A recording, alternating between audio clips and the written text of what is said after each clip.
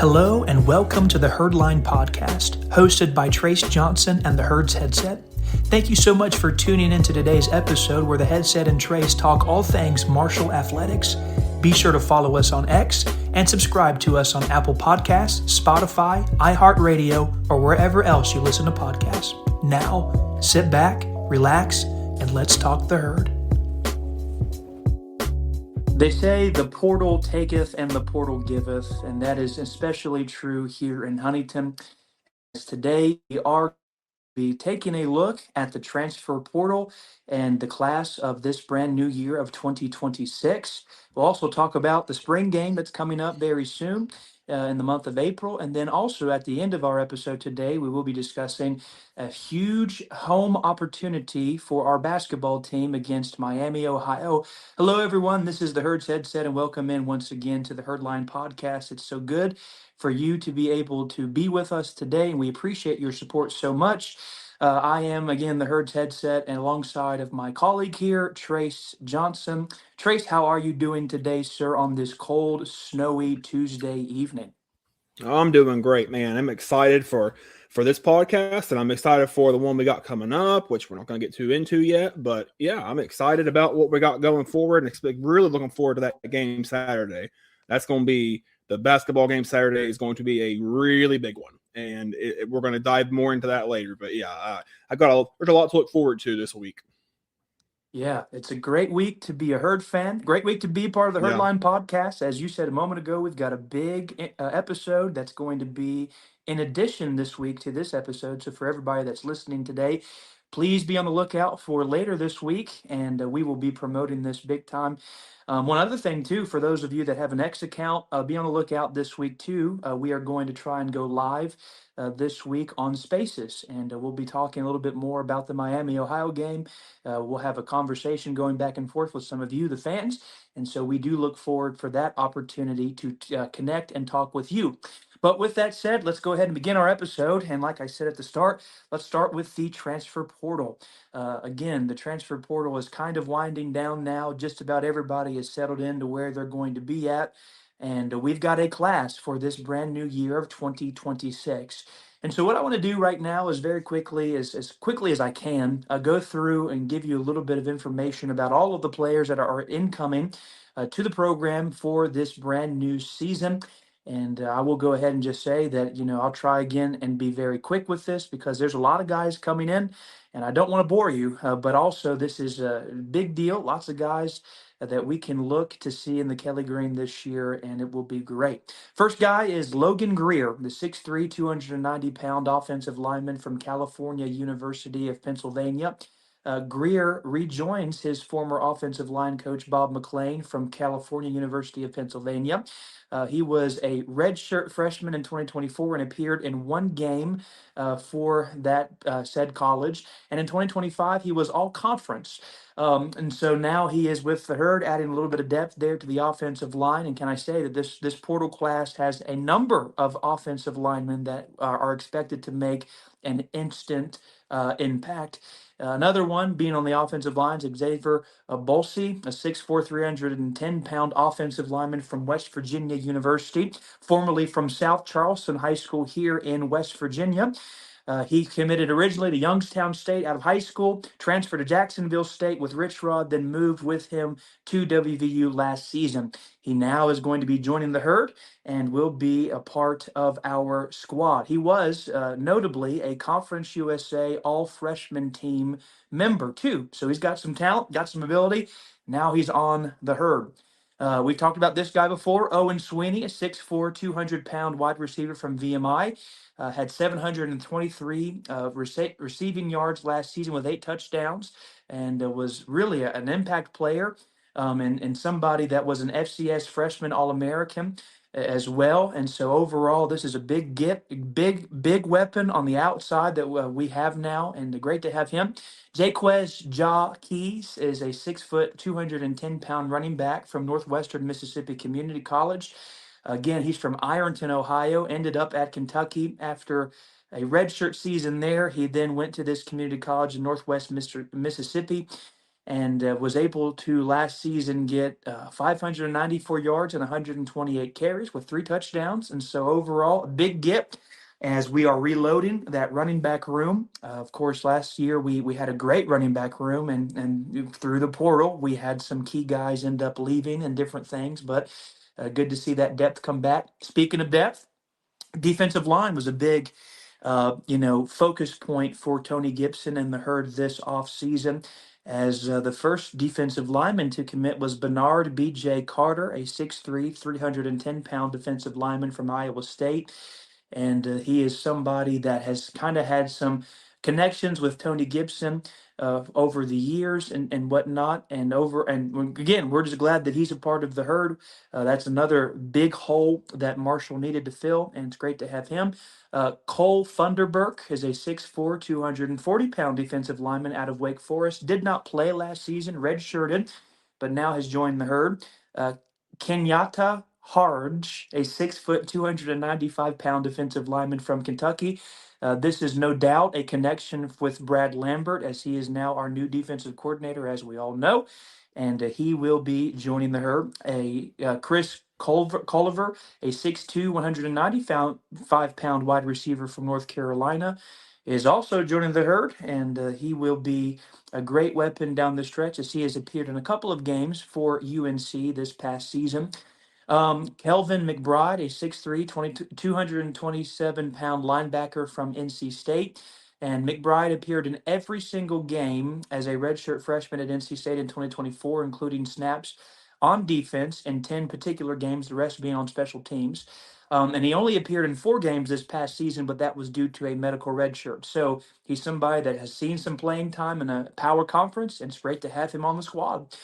Kendall Anderson, this guy. He is somebody that I'm excited about. A 6'4", 210-pound defensive back from Morgan State. He's got height, which is very Crazy. strange to see whenever you're talking about a cornerback or for safety.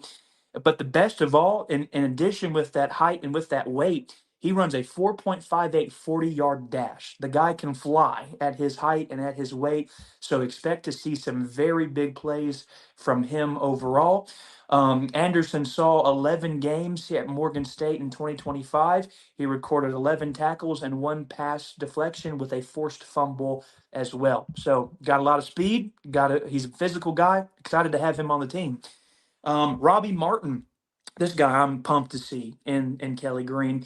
He is an offensive lineman from West Virginia University, former product of Billy Seals and Huntington High School. He originally signed with NC State in 2024, transferred to West Virginia last season after redshirting and played a couple of games for the Mountaineers.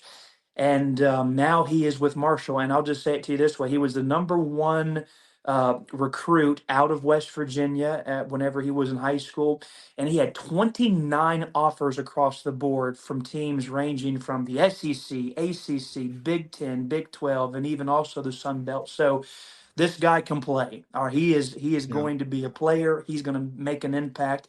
And our offensive line, honestly, is looking very, very impressive. I am pumped up for the offensive Yeah. line overall. And, working hand in hand with an offensive line, again, you need some more running backs. And so TJ Lester, 5'10", 205-pound running back from West Georgia. Last season, he was able to rush for 432 yards on 101 carries for 6 touchdowns. He also had an offer out of high school from Indiana University, our reigning national champions. And this is also interesting too. Lester is the brother of the 2026 Marshall defensive back commit, Tristan Lester. So we got a pair of brothers on the team, and that's pretty cool overall. Then, of course, we've mentioned this guy before on the podcast, Eddie Pleasant III, a 5'11", 185-pound defensive back from Buffalo. Originally from Michigan State, was at Buffalo the last 2 seasons, appeared in all 12 games, both of those seasons, or sorry, the first season 12 games, last season only a couple, and then redshirted. And if there is one place that we definitely need to improve on, and that we're seeing the improvement via the portal, it's defensive backs. Yeah. Marshall got torched on more than one occasion last season. So seeing all these things is very promising. Then next, Keydale Painter, a 6'6", 245-pound defensive lineman from Virginia Union. He is a redshirt sophomore with at least 2 years, possibly even three, of eligibility remaining. And he had no stats at that particular school of Virginia Union. So we'll see if he can make an impact with the Herd. Mike Williams, a 6'5", 275-pound defensive lineman from UTSA. And again, he is somebody that did not play last season, so we'll see if he can make an impact. Jaquez Joyner, a 6'4", 285-pound offensive lineman from UCF. He had offers from Indiana and Marshall out of high school before signing with the Golden Knights, and he also did not play last season, so we will see if he finds a role with the Herd. Then another defensive back, Charles McCarthners, a 5'11", 185-pound defensive back from Buffalo. So he will be joining Eddie Pleasants III from Buffalo as two guys from that program that now come in. And McCarthners is somebody that will make an instant impact as he played in all 12 games as a true freshman in 2023 for Buffalo. Sorry, he played in all 12, but started the last game of the season. I apologize. He also started all 12 games that next season in 2024 and also 2025, and now he is a part of the Herd. This guy's name is an all-timer, this next guy, Terente Rente Hinton. And I don't think that's the right way that you pronounce that, but that's what we're going to go with today. I cannot wait to find out exactly how you say that name because it sounds amazing. But Yes. this guy is also a huge defensive back, 6'3", 211 pounds out of NC State. And last season, he had 13 tackles, one pass deflection, playing in all 12 games on defense, and also played special teams. He had offers from Indiana. We're seeing a theme there too. A lot of Indiana products coming, or a lot offered coming to Marshall, as well as some Sun Belt teams offered him too. So we'll see if he can add some depth to the defensive backfield. Then Simeon John Jr., a defensive lineman from University of Virginia Wise. He had 30 tackles last season, three tackles for loss, one pass deflection in 10 games. And so we will see if he can get onto the field. This next guy is one to which we have talked about at length before. Jamarion Wilcox, a 5'10", 191-pound running back from Kentucky. In 2024, he led the Wildcats in rushing with 590 yards and two touchdowns overall on the ground. Did not play last season due to some off the field issues, but Wilcox was ranked in the top 50 of running backs in the entire country out of high school. He had offers again from every single Power Four conference that there is. And hey, I expect him to be a standout player, not just a starting player, but a standout player. Then Christian Hamilton, 5'11", 181-pound wide receiver, also from West Virginia. He spent first 2 seasons at North Carolina before transferring to WVU last year, had 3 catches for 20 yards. And so we will see if he can make an impact out of high school, too. He was the 55th ranked wide receiver in all of the country with offers from all of the Power Four conferences as well. Ahmad Edwards, a shorter 5'9" slot guy, 168-pound wide receiver from Kentucky. This guy was a walk-on to Kentucky last season, did not play. I would likely say that was due to his height and his weight. He is a small guy, and so we will see if he's able to get any significant playing time with the Herd. Almost done. Khalil Wilkins is a 6'3", 200-pound quarterback at West Virginia University. Now with the Herd, and we've talked about him at length the last episode or the second to last episode. I can't remember exactly, but he threw for 16 pass completions out of 36 for 185 yards, one touchdown, two interceptions. So not lighting the world on fire through 6 games through the air, but he was able to do was make a difference on the ground. 243 yards rushing on 58 carries with two touchdowns. He's very quick, very fast, has a lot of agility. And so we will see if he can compete for that starting job with the returning Carlos Del Rio Wilson. Braden Hall, 5'10", 175-pound defensive back, Central Connecticut State. And he was a junior at Central Connecticut State in 2025, recorded 51 tackles, one tackle for loss, one forced fumble. and was the Northeast Conference leading amongst cornerbacks with 10 pass deflections. He also returned 22 punts as he was their primary punt returner. He was a second team all conference player. And this is the best of all, he gave up 0 touchdowns as a cornerback. And if there was ever a position to where we really needed some of that to kind of Mm-hmm. translate over, it's that position, the quarterback. So let's hope that he pans out. This guy also has an incredibly interesting name, and I will butcher it right now. But I believe that we're going to figure out how to pronounce it very quickly because this guy seems to be the real deal and making a difference. Terry Nabusi Ezalia. That's a I nice think name. that's what you say. I don't know. If you're listening, Terry, I apologize in advance because that's a little difficult for me. But this guy's a 6'2", 366-pound defensive lineman from Vanderbilt. Mm. And this guy, of course, he was a freshman last season, has 4 years of eligibility remaining. He had offers from 6 ACC schools, also including Vanderbilt, Michigan State, Kansas State, and others. And I honestly look for him to make a significant dent in the defensive line this last year or this next year. And then lastly, who?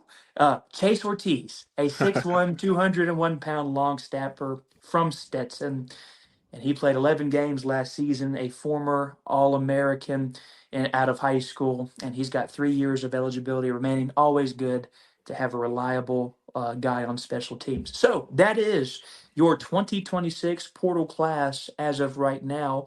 And just looking up and down it, there's lots of guys that have potential, lots of guys that are proven. And so overall, I think that we're really in a good spot. Lots to be excited about as far as football is concerned.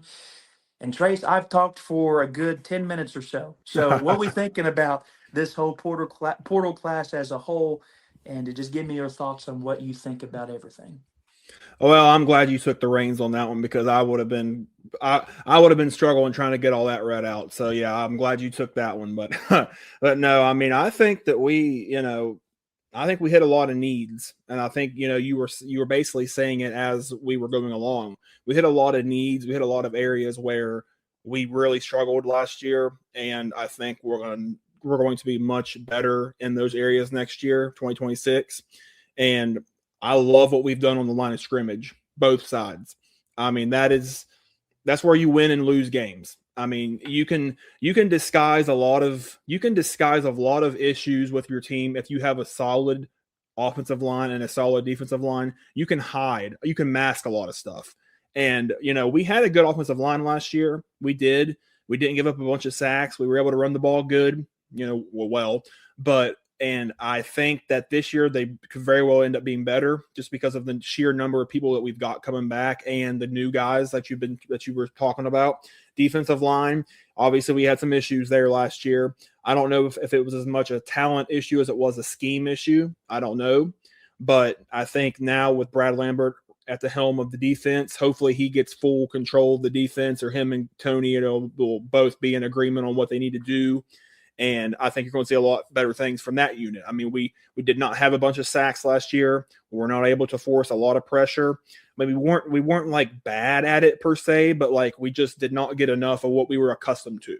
Like if you think back to the last decade of Marshall football, one of the most standout qualities of the program was pressure, sacks, quarterback hurries. That's been where we've really feasted on defense for the last decade or so. I mean, I feel like we're always one of the top teams in the country in sacks for a lot of those years.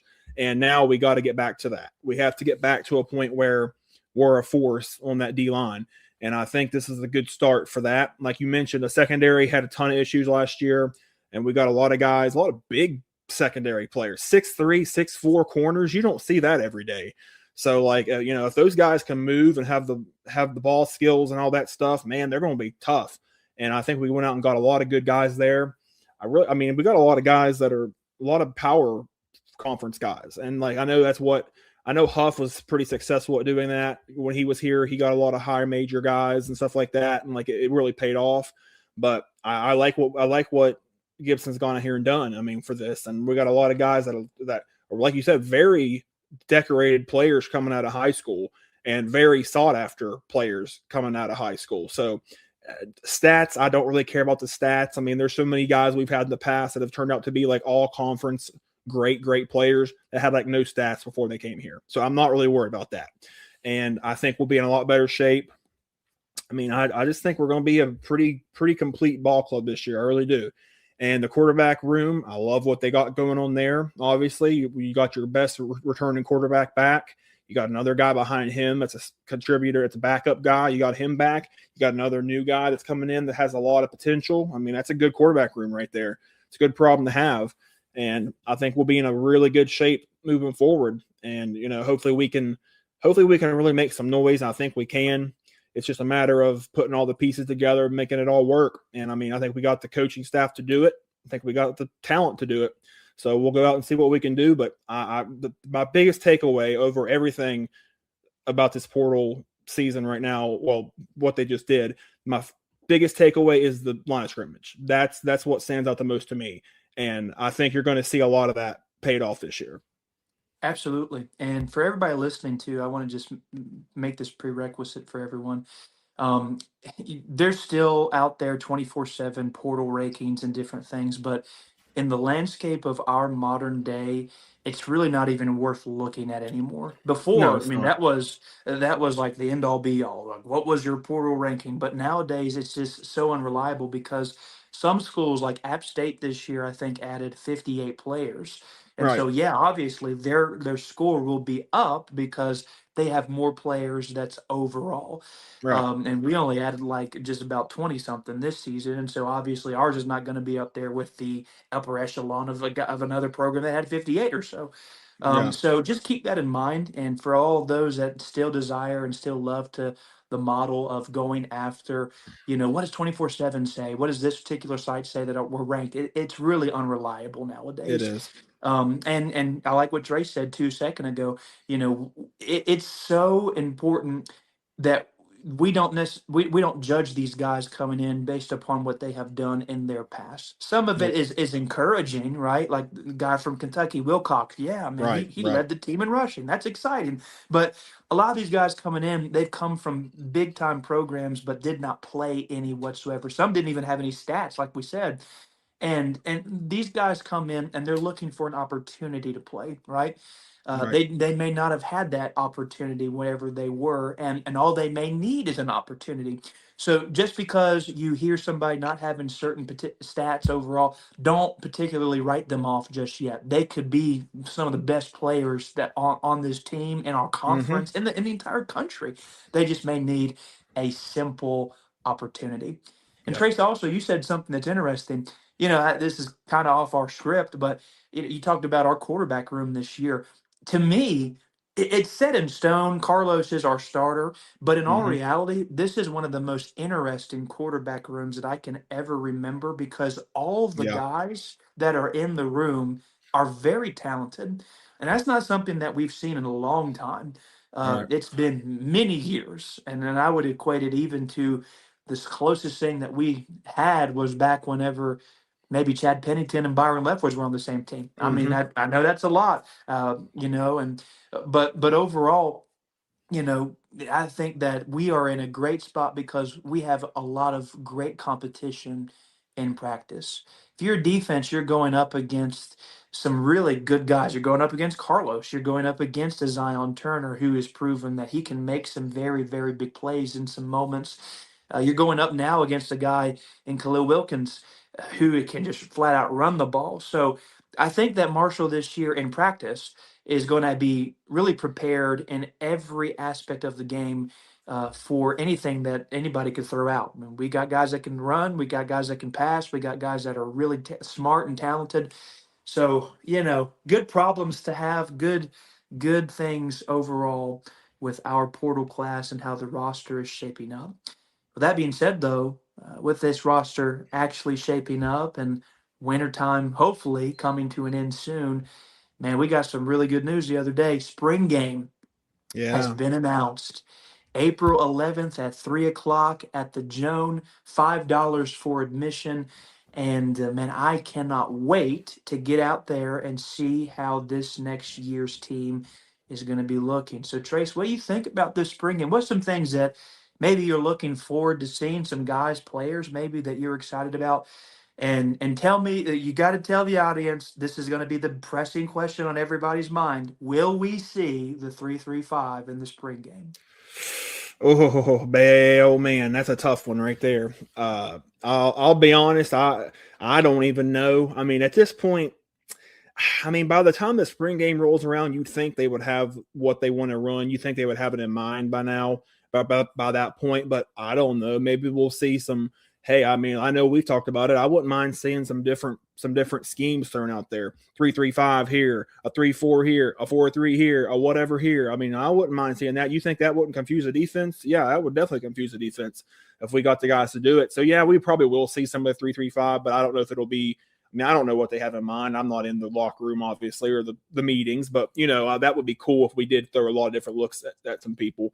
So that's going to be cool. But I mean, just as far as the spring game goes by itself, I always look forward to it. It's just such a fun time. I mean, it's never that entertaining. I mean, it's just like you're pretty much just there for the environment and the atmosphere because it's like we haven't had football for like months at that point, 6 or 7, 8 months, whatever it is.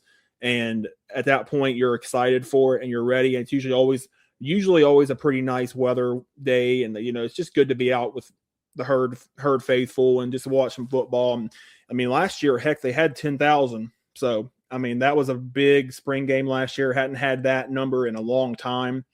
And hopefully we can do more like that this year. I mean, we put enough effort into it. And a game like that's always going to be weather dependent. I mean, people aren't going to want to go out and sit in nasty cold rain for a scrimmage. So like, I get it, but like if it's nice weather, yeah, it's going to should be packed or well, more or less packed. You know what I'm saying? But yeah, I'm looking very much forward to that, and it just gives you a great feeling because it's like you're just there for football and it's coming back and it's coming, and you get a little taste of it. You just get a little appetizer of it. And then obviously a few months later to get the full course. So yeah, I'm very much looking forward to it. It's going to be awesome. Yeah, spring games are always fun. It's good to see some other guys, alumni that come back and just kind of support overall.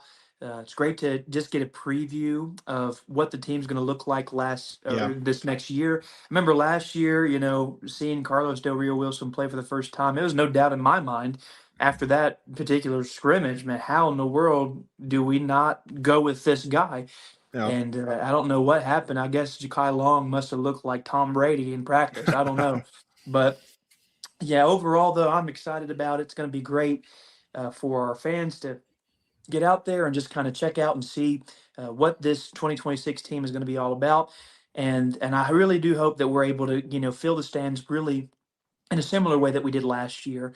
I Yeah. know there's a lot of excitement that was surrounded the program, and Tony Gibson was a brand new coach, and there's lots of hope. Everybody thought that he'd go 12-0 and all that good stuff, but and reality hit us. It's 5-7. That's where we finished, but still, yet no matter what, the herd is always going to be in contention.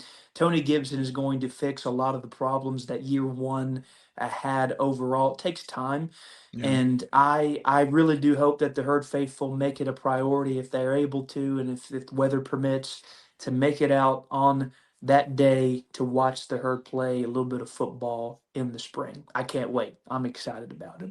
Yep. But let's talk real quick, Trace, about one final thing here in the show, and we'll spend some time here.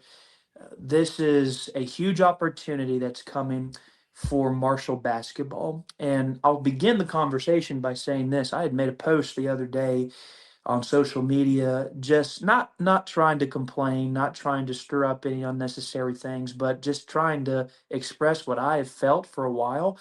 And that is the fact that I felt almost like there's a disconnect between just me. I don't know if it's everybody else, but it was me and Marshall men's basketball.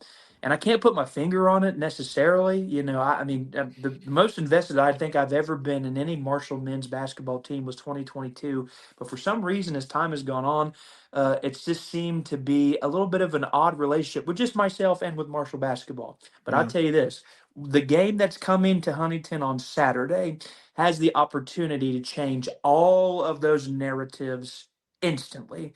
Mm-hmm. This is a special game. This is really an opportunity that was just randomly given to us, as this is a part of the MAC versus Sun Belt Challenge. And there's no other team that I would have rather have played than this one because of the magnitude of it, because of the excitement that it's going to bring. And that, of course, is Miami, Ohio. The Red Hawks, the old conference foes, are returning to Huntington to play Marshall. And right now, as we all know, Miami is sitting at the time of the recording, 22-0, ranked 23rd in the entire country, making this the first time a ranked opponent has entered into Huntington and the CAM. And I don't know how long time, many, many years, probably since Memphis back in the 2010s or late 2000s. So this is a huge moment. This is the biggest basketball game that Marshall has been involved with ever since Wichita State, in my personal opinion. Yeah. I mean, this is beyond anything that we have seen in a long time, and we've seen some good environments. We're going to talk about it, I'm sure. We've seen some really fun environments over the years, but Saturday at 4 o'clock, we're striping out the CAM, and I just want to first of all encourage every single herd fan that's listening to us talk today. Man, be there if you can. Right, clear your Mm-hmm. schedule, get everything out of the way, get done with it, get all your chores and your grocery shopping finished. Get to the CAM, be obnoxiously loud, and let's bring back some of the magic that has we that Marshall basketball fans are known to bring. I mean, listen, the camp's a tough place to play, but let's turn it up a notch for this particular game. But Trace, just talk a little bit about this game, the magnitude of it, and really whatever else you think. Oh, it's huge. I mean, and like you said, it's like an opportunity basically fell in our lap. I mean, not only are we playing a MAC team at a kind of a random time of the year, but it's the MAC team. It's the mid-major story of the entire college basketball season, quite frankly. It's a historic rival. It's just everything just wrapped up into one big ball of just awesomeness. Like that's just what it is. I mean, what are the odds that on February 7th, a random early February game, Marshall's going to have an undefeated team come into town? I mean, what are the odds of that at that point of the season? That's just like unheard of. And to your point, it's been a long time since Marshall has hosted a ranked team. Matter of fact, I did some digging, and the last time that they had a ranked team at the CAM was January 8th, 2015, against Old Dominion, who at that time was ranked number 25. And I think the time before that, I think the most recent time prior to that was sometime in early 2010, UTEP came to town, and UTEP was ranked 24th in the country. So this is the highest ranked team that Marshall's played at home since Memphis. Since we're talking Cal's Memphis. not, this is like national title contending Memphis. This is the highest ranked team Marshall's played at home since then. That's big. That is huge. And, it's time to really make this environment special again. I mean, not that it hasn't been good in recent years, because it has, but it's time to really bring it back, because I know we'll talk about it, and we've talked about it a little bit on here. Man, when the Cam Henderson Center is full and it is packed and the people are energetic, there's not many places that can top that environment. I mean, I don't, there might be more people at other venues and whatever, but when it comes to just purely just how loud and boisterous and energetic that crowd gets, it is pretty special. I mean, we've been part of a lot of them, and hopefully this one can. I mean, I know that there's not as many seats available now since they've tarped off the herd heaven. That's why I still call it herd heaven. But yeah, it still should be an awesome environment, no doubt. I mean, that place just gets loud. The noise has nowhere to go except right down on the court. It's got nowhere else to go. That's just the way the building's built. So it gets loud. and I'm looking so forward to it. It's a game, and I honestly feel bad for them having to play a game before that, because that's another little hidden part of this whole thing is they still got to play a conference game before that at home. So that, and you could make the argument that that game's just as important as this one. I mean, because you're in the conference race right now. You know, you're a game and a half out of first place. You're playing Southern Miss coming up. You got to win at home. You have to take care of business, because we're not out of the race in the Sun Belt right now. So we got to win that one. Hopefully we're not looking ahead, and that could be a factor. We could I hope not, but like that's a possibility when you got a top 25 undefeated team coming to town. I mean, at worst case, they're going to be 22-1 and ranked 23rd. They're still going to be ranked when they come here. So like that's a huge looming shadow that you've got coming. So hopefully we can take care of business one game at a time mentality. Hopefully Corny's preaching that hard right now. Love to see us take care of Southern Miss. And then Miami's very beatable. I mean, granted, they haven't lost, but they're very beatable. And I've wrote down a lot of those scores that they've had. They've had several close games just here recently, but I'm just going to go over the ones that really caught my eye. They beat Akron 76-73. They beat Buffalo 105-102 in overtime, and that's who they got to play before they come to us. And so they almost lost to them the first time, so that's not a gimme. And then they have a 107-101 overtime win over Kent State, 86-84 win over UMass, and a 90-87 overtime win over UNC Asheville back in like November. So this team's beatable. I mean, yeah, they've won a lot of blowouts, but they've also lost a lot of games. Or excuse me, they've not lost anything. they've almost lost a lot of games. Let's just say that. So they're an excellent team. Obviously, you can't go. I mean, you're talking college athletes, 18 to 22-year-olds, and they haven't lost a game yet. I mean, that they have not, even in their not so great performances, they've won them all. So like usually you're always going to get a game or two or however many that they just lose focus and they're just not all with it. They haven't had that. I mean, or if they have, they still managed to win. And yeah, I know their strength of schedule is not very impressive, but they won every game. I mean, they have won every game they've played. So what more could you ask for at this point? So yeah, I mean, this is going to be a massive game. If we can go out there and beat Southern Miss and then beat Miami and give them their first loss, hopefully they still come in undefeated, man, that's going to be the highest point that the program's probably been at since 2018 with the Big Dance. That's what I would view it as. And I know we said there's a lot of games that we've been to in the past, and I won't touch on it yet until we talk a little bit more about it. But a lot of games we've been to in the past that were all-time great environments, we need to bring it back. It's time to run it back Saturday. Yeah, and you made an interesting point with that game against Buffalo going into overtime and just kind of squeaking out a win. That was a home game. And this is listen tonight actually. This at the time of recording. This is Tuesday, and the time right now is 5:24. So in about 1 hour, we're going to be able to find out if we will be seeing an undefeated Miami, Ohio team come in or not as they go on the road to Buffalo. So no matter what, though, they should be ranked, as the rankings don't come out until the weekend. So no matter what, this is going to be the first time that we're going to see that ranked opponent since, like you said, Old Dominion in 2020 or 2015. So that's awesome stuff, man. I cannot wait. And like you said, all Herd fans listening, y'all, we got to get out to the Cam. You know, big games that I can remember that have been just big moments overall. Memphis, obviously, every time that they came to town, it was a big deal. Back, especially Derrick Rose was in town, and that was awesome stuff. Like looking back, that was just crazy to know that they came. Then we had UCF with the whole drama with the coach change. Michael Jordan's son is playing. I mean, I remember that game just like it was yesterday, and that place was unbelievable. Like I don't remember the Cam ever being more rowdy than it was that night. It was just a tense hatred, and that was a lot of fun. One game, a couple of games that I remember going to over the years back in the Conference USA days that were really overrated. And it was whenever UAB was really, really good. If you can remember, I don't remember the exact year. You may know.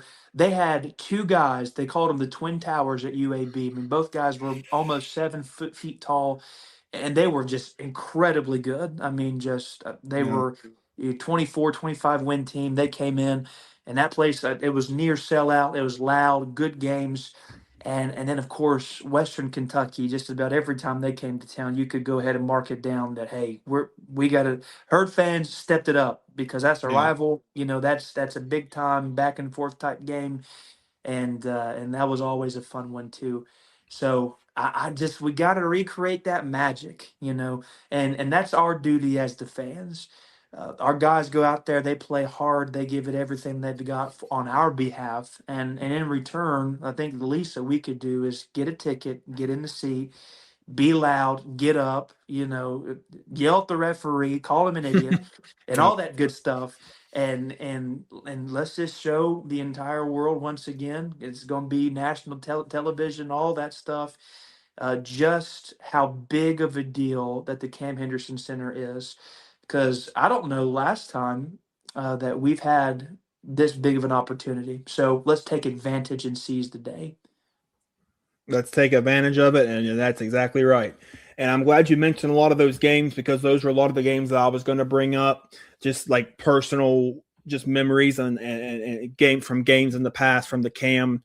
The first one that immediately comes to mind, March 5th, 2011 against UCF. First game, Donnie Jones came back to town.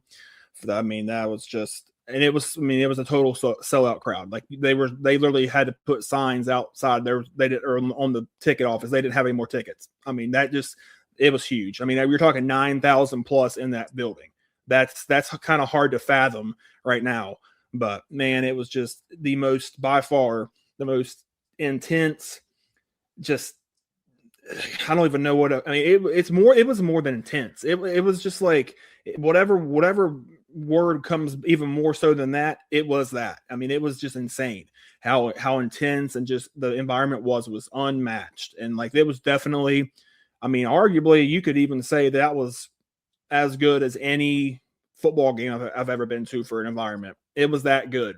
And granted, that's a lot less people, but it was that good. It truly was. Another game that comes to mind, January 29th, 2011 against Memphis. That was the Memphis team. That was a little bit after the Derrick Rose era and all that, and they didn't have Calipari at that point, but they were still rolling really good. They ended up making the NCAA tournament that year. We beat them 85-70. Really played well. Great crowd, 7,500 plus people, I think what it was. Great crowd. Awesome game. Played really well. Another game against UCF, January 14th, 2012. Donnie Jones come back again a second time. Tight game. We beat him 65-64. Dramatic as all get out. Probably, I don't remember exactly what the crowd was, but it was over 8,000. It was probably 8,500 people. I mean, it was just to the rafters. Again, just an awesome environment. Go ahead. What are you going to say? And yeah, so is that the same game that Tom Harrion grabbed the mic at the end of it? It was like, "Go I, Herd." I think the Harry and Mike thing, I think that was the first game against UCF. Okay, okay. I think. But it was UCF. I'm pretty sure of it. But yeah, he like we said, I mean, he brought the energy there for a while. But yeah, that was another great game. Another one that stands out to me, March 5th, 2016 against Southern Miss. Now, this doesn't seem like a game anybody would think of. This was a crazy game. We were down like 20 points at halftime. Looked like really, really poorly played. I mean, we just looked like we couldn't do anything out there. We storm all the way back, force overtime on a James Kelly, just a little layup right at the buzzer. I mean, it was like right before the buzzer went off. We tied up. And then in overtime, Austin Loop hits a long two at the buzzer, wins the game. I mean, that was one of the most electric games, one of the most electric atmospheres and I've ever been a part of. And it was so loud. And then the last one I wrote down that really stands out was January 12th, 2019 against, like you were talking about earlier, Western Kentucky. They came to town with Charles Bassey and all their big recruits and all this stuff that they were doing back then with Rick Stansberry. And we beat them 70-69. Dramatic as all get out, just so close. I mean, it was like your heart was up through your mouth. I mean, it was crazy. and we pulled it out, and man, it was just pure just elation at that point. It was just like crazy. Well, we were down most of that game. I mean, granted, it never got too out of hand, but we were pretty much consistently down 10 points most of that game. And we stormed all the way back there at the end. I think Jansen Williams hit a huge three with like 20 seconds to go or something. And then we held them at the very end. Man, it was awesome. So if we can recreate anywhere close to that, now granted, I know the Cam doesn't hold 9,000 anymore, but if we can put as many people in there as we can, whether that's 5,600, 5,700, 6,000, I don't know what exactly it would be. If we can put all those people in there, put them in there. Let's do it. Absolutely, man. I remember that Western Kentucky game too. I was there as well, and that was awesome. It was good stuff. It was.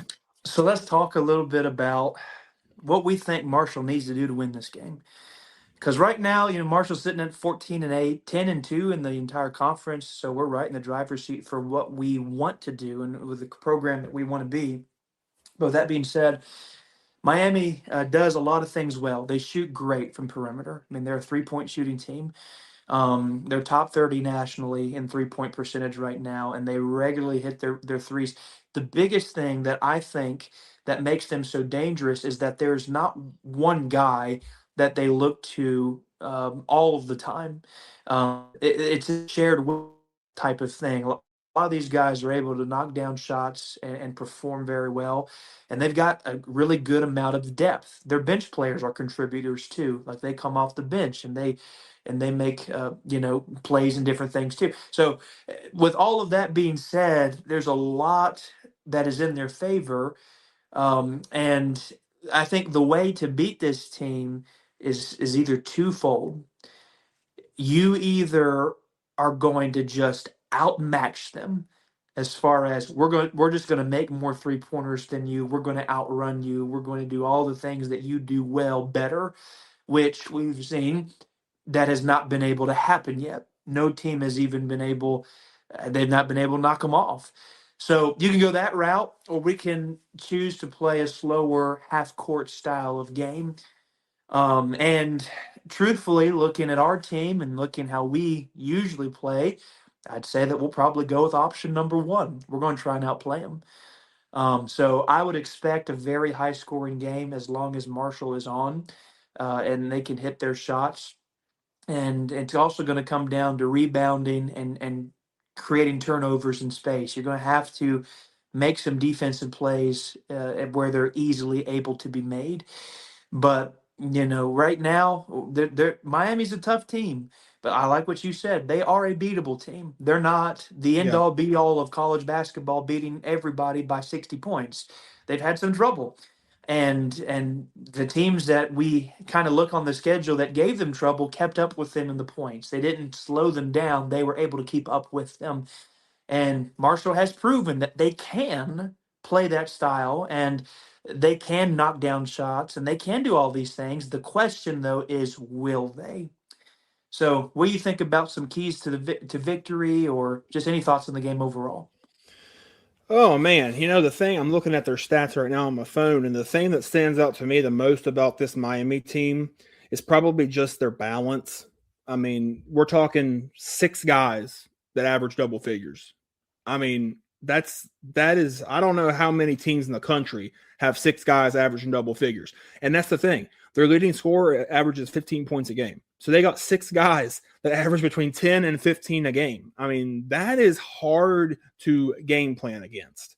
And not only that, but they're averaging 93 points a game. 93 points a game. So now, so that means they're probably giving up quite a few points as well because they're not winning every game by 50, but 93 a game. And then they're as a team 40% from 3. I mean, they're a scary team to prepare for offensively. I mean, they just bring so much to the table. And, we're not too shabby either. I mean, we put up 80 a game and like that looks good, but when you compare it to 93, it's like, oh my gosh, that's crazy.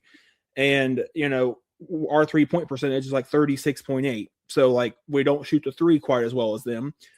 And the other thing that they do well is they shoot free throws well. They're up 77+% from the free throw line as a team. And I know that we've struggled at times doing that this year. So that's the thing that stands out to me the most with them is just their offensive balance. So really the thing we got to do more than anything else, yeah, we're going to have to put the ball in the hole, obviously. But the thing that we got to do the most is we got to play aggressive. We got to, well, maybe not aggressive, but we have to play sound defense. I mean, we have to go out there and we cannot let them run around all over us and get a bunch of easy looks. We just can't do it. And I think we easily have the athletes to compete with them. I don't think that I'm not saying they don't have great athletes, but I'm saying they don't have like a Big Ten SEC type athletes. Like they don't. So like they just have a team that plays really well together. And obviously that's the case because they haven't lost. But I mean, I think if we just play as sound a defense as we can play, we go out there and we make everything hard. I mean, yeah, they're going to hit some shots that they probably shouldn't hit. Just like, I mean, that's every game. They're going to hit some contested threes, some runners in the lane, all that kind of stuff. They're going to do that. But we have to just make it as hard on them as we can. We can't give up a bunch of open looks. And we got to come out there and we got to hit some shots on our own side. And we're capable of doing that. I mean, if you average 80 points a game, you're capable of you can do it. It's just you got to go out there and do it. And that's really my biggest thing with this game. And I know a lot of people have talked about it's a reoccurring issue with this team is while they're playing defense, they foul too much. And I think that could get us in trouble. If we go out here and we put Miami at the line 35 times, 30 times, I don't like our chances. I don't like our chances because they're going to get up there out of 35 attempts. They're going to hit 30 of them or so. That's just what they're going to do. So I don't like that. I don't like that at all. We cannot fall into that because we've lost multiple games this year just on the sheer fact that the other team has shot 20 plus more free throws than we have. So we've got to do better there. And that's pretty much it. I mean, when you got a team that is this balanced offensively and that can do so much from that side of the ball, you've got to play them well. You've got to defend them well. You cannot make it easy or let it become easy for them. You've got to make it hard. So if we just come out there and we're active and we're playing with great energy and sharpness and focus and all that kind of stuff, I think we've got a chance. But let's see what we can do. Absolutely. And to your point too, we've got to be careful not to play too aggressive because they're going to make their free throws. I'm looking at their calendar right now. They have 7 wins with scoring over 100 points. That's Insanity. insane. And then, even more impressive, you mentioned and I kind of mentioned it too. They spread the wealth point wise, but here is the most impressive part of all of their players.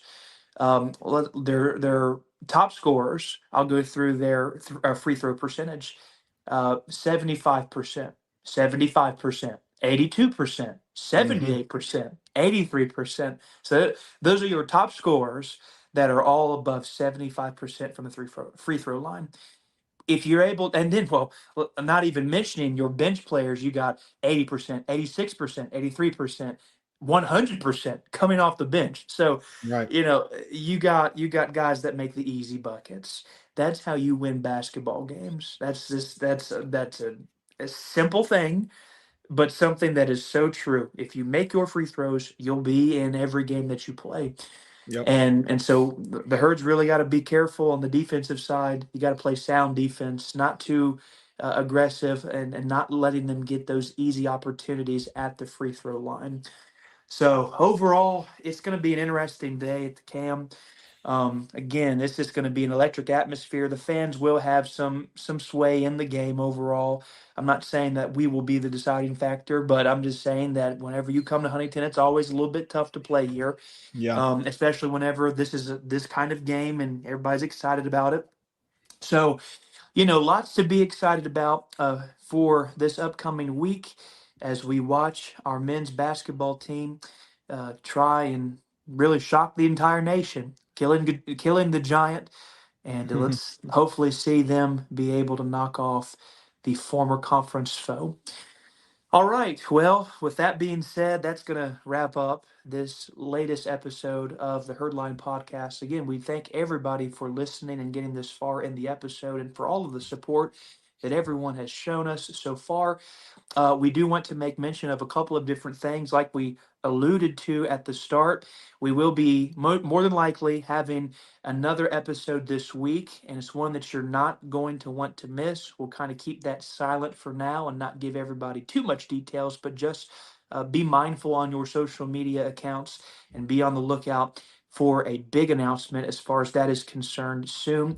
Also, again, for everybody that has the Annex account, be on the lookout for Thursday evening, as Trace and I are planning right now, and understand things can change, but we're planning at this moment to go live on Spaces, and we're going to talk a little bit more about this Miami, Ohio game, talk back and forth with some of you fans, and have some of that good interaction. So, with that being said, big week for the herd, big week for all of our athletic teams, and hopefully by the end of it, we can be looking back and we could say what a great week it was for the herd overall. But with that said, have a great day. Thank you again for listening, and we will catch you soon. Go herd. Go herd.